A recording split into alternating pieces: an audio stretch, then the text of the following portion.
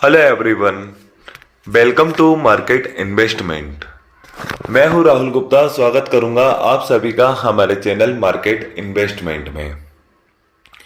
दोस्तों, आज हम बात करेंगे गोल्ड के बारे में। आज चर्चा करने वाले हैं हम सोने के बारे में। सोने की कीमतों में भारी गिरावट निकल कर आई है इस वीक के अंदर। अगर लास्ट वीक से देखा जाए तो 52,000 से गोल्ड के प्राइस गिरते गिरते आज 50,200 रुपए की कीमत की तरफ आ गए हैं। 50,200 रुपए की कीमत तक आ गए। लगभग 1800 अंकों की एक बड़ी गिरावट हमें देखने को मिली गोल्ड के प्राइस के अंदर। तो इतनी ज्यादा गिरावट आने के कारण क्या रहे हैं, क्यों इतनी ज्यादा गिरावट निकल कर आई कि 5 ट्रेडिंग सेशन के दौरान ही गोल्ड के प्राइस 1800 पॉइंट यानी लगभग 3.5% से ज्यादा की गिरावट हमें देखने को मिली। और आगे आने वाले टाइम में ये गिरावट कितनी और ज्यादा हो सकती है, आगे ये गिरावट और जारी रहेगी या कहीं ना कहीं हमें रिकवरी देखने को मिलेगी। एक्सपर्ट अपनी क्या राय दे रहे हैं सोने के बारे में, गोल्ड के बारे में, आगे हमें गोल्ड के अंदर क्या करना चाहिए। तो दोस्तों, सबसे पहले तो हम गिरावट के कारण जानने वाले हैं कि गिरावट आने के कारण क्या रहे हैं। देखिए दोस्तों, गोल्ड के अंदर गिरावट के एक नहीं कई कारण रहे हैं। जैसे कि सबसे पहली बात, मैंने आपको लास्ट टाइम वीडियो में बताया था कि ये वीक जो होने वाला है ये तरह तरह के डाटा से भरा हुआ है। जैसे कि मैं बात करूं, चाइना का सीपीआई डाटा था, यूएस का सीपीआई डाटा था जो कि काफी ज्यादा मेन था, पीपीआई डाटा था, लाइक रिटेल सेल्स के डेटा थे। तो बहुत सारे डेटा निकल कर आए जो बिल्कुल ही हमारे फेवर में नहीं निकले हैं। सारे नेगेटिव डेटा निकल कर आए हैं। अगर लास्ट टाइम पेरोल डेटा निकल कर आया फ्राइडे वाले दिन, पेरोल डेटा ठीक तो आया, अच्छा तो आया, लेकिन इतना अच्छा नहीं आया कि फेड को इंटरेस्ट रेट बढ़ाने से रोक सके। तो पेरोल डेटा निकल कर आने के बाद मंडे के दिन हमने काफी बड़ी गिरावट सोने के प्राइस के अंदर देखी। उसके बाद हमने पीपीआई डेटा देखा, उसके अंदर भी गोल्ड को कोई सपोर्ट नहीं मिला। सीपीआई डेटा की बात करें, इन्फ्लेशन डेटा की बात करें, जो कि काफी ज्यादा अहम था, क्योंकि CPI data like inflation data, महंगाई दर, जिसको कंट्रोल करने के लिए ही फेड बार बार अपनी ब्याज दरें बढ़ा रहा है।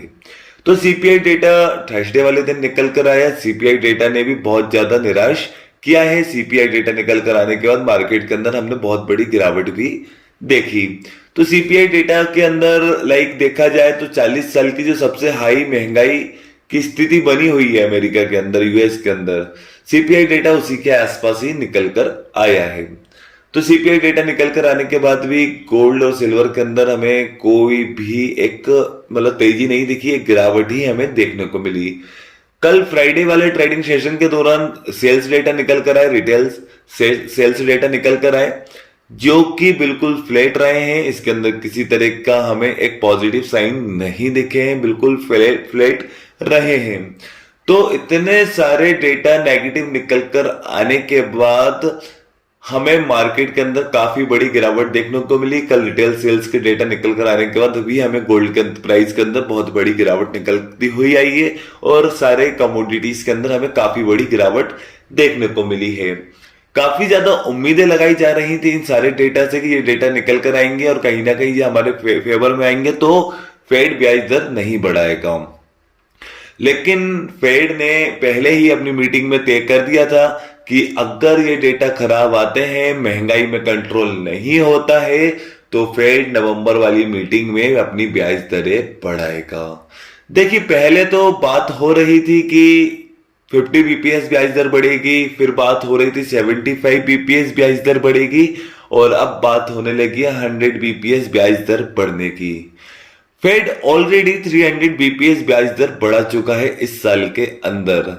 जब से रूस यूक्रेन की जंग का माहौल बना है, उसके बाद से महंगाई को कंट्रोल करने के लिए फेड ने 300 बीपीएस ब्याज दर बढ़ा चुका है। वहां से देखा जाए तो गोल्ड की प्राइस के अंदर लगभग हमें 5,000 अंकों से ज्यादा की गिरावट देखने को मिल चुकी है। तो फेड जब जब ब्याज दर बढ़ाता है या बढ़ाने की बात करता है तो उसका नेगेटिव इंपैक्ट सीधा हमें गोल्ड के ऊपर आता हुआ दिखता है, अदर कमोडिटी के अंदर आता हुआ दिखता है। और इसका मैं आपको एक चीज बताना चाहता हूं, फेड अपनी ब्याज दरें क्यों बढ़ा रहा है। देखिए, रूस यूक्रेन की जंग के बाद जो माहौल बना हुआ है उससे यूएस की, अमेरिका की महंगाई स्तर जो है 40 साल के ऊपर चले गई है, 40 साल के हाई स्तर पे चले गई है, जिसको कंट्रोल करने के लिए फेड लगातार ब्याज दर बढ़ा रहा है। और फेड ने बोल दिया है अगर हमें इस मुद्रास्फीति को, इस महंगाई को कंट्रोल करने के लिए जितने आक्रामक कदम उठाना होंगे उतने ज्यादा आक्रामक कदम हम उठाएंगे। हमें जितनी बार ब्याज दर बढ़ाना होगी हम बढ़ाएंगे। अभी तक बात हो रही थी कि 2022 में ब्याज दर बढ़ सकती है, नवंबर वाले और दिसंबर वाली मीटिंग में ब्याज दर बढ़ सकती है और 2023 में ये कम भी हो सकती है। लेकिन एक्सपर्ट का मानना ऐसा है कि 2022 में तो ब्याज दर बढ़ रही है और आने वाले टाइम में 2023 में भी हम ब्याज दरों को बढ़ता हुआ देखेंगे, जो कि काफी ज्यादा नेगेटिव है। क्योंकि एक्सपर्ट ने एक बात क्लियर कर दी है कि लगातार ऐसे ही ब्याज दर को बढ़ाकर आप महंगाई को कंट्रोल करें या ना करें, लेकिन आप मंदी को बुलावा जरूर दे रहे हैं। और मंदी तो मंदी है भाई, मंदी आएगी तो आपको बहुत ज्यादा अप डाउन मार्केट के अंदर देखने को मिलेंगे। देखिए क्या है, लाइक फेड अपनी ब्याज दर बार बार बढ़ा रहा है, जिसका पॉजिटिव इंपैक्ट हमें डॉलर के अंदर देखने को मिल रहा है। डॉलर के अंदर हमें एक तेजी देखने को मिल रही है। डॉलर अपने 20 साल के उच्च स्तर की तरफ चला गया है। पिछले 8 ट्रेडिंग सेशन में 7 बार डॉलर का प्राइस बढ़ते हुए नजर आए हैं। डॉलर 113 रुपए तक आ चुका है और 120 रुपए तक के आसान रास्ते डॉलर ने खोल दिए हैं। अगर 120 रुपए तक डॉलर के प्राइस जैसा अनुमान लगाया जा रहा है, ऐसे में तो हमें गोल्ड के प्राइस और सिल्वर के प्राइस के अंदर एक भारी गिरावट भी देखने को मिल सकती है। लेकिन एक्सपर्ट का मानना ऐसा है कि गोल्ड के प्राइस के अंदर गिरावट बिल्कुल सीमित रह सकती है, काफी ज्यादा गिरावट सीमित रह सकती है गोल्ड के प्राइस के अंदर। लेकिन दोस्तों अभी आपको गोल्ड के अंदर, सिल्वर के अंदर एक तो दूरी फिलहाल बना लेना चाहिए, क्योंकि मार्केट के अंदर फिलहाल नेगेटिव डेटा काफी ज्यादा निकल कर आए हैं। और शॉर्ट टर्म इन्वेस्टर है तो वैसे भी आपको मार्केट से भी फिलहाल दूरी बनाकर रखिए, क्योंकि मार्केट के अंदर बहुत सारी न्यूज एक साथ निकल कर आ रही है जो मार्केट को काफी ज्यादा अप डाउन कर रही हैं, काफी ज्यादा अप डाउन कर रही हैं, जिससे मार्केट के अंदर काफी हमें एक गिरावट देखने को मिल रही है।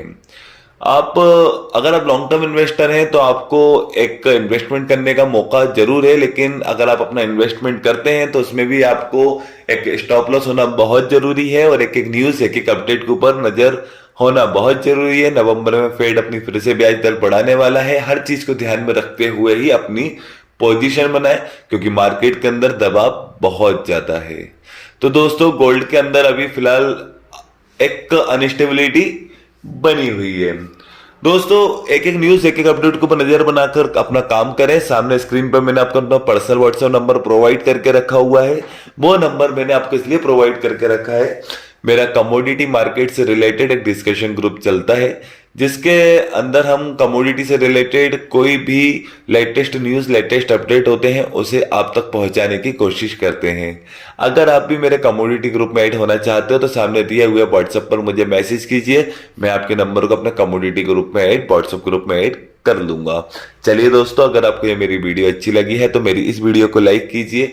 अगर आप मेरे साथ जुड़कर रहना चाहते हैं तो मेरे इस चैनल को सब्सक्राइब कीजिए एंड अंत तक मेरे साथ इस वीडियो में बने रहने के लिए आप सभी को मेरा दिल से धन्यवाद।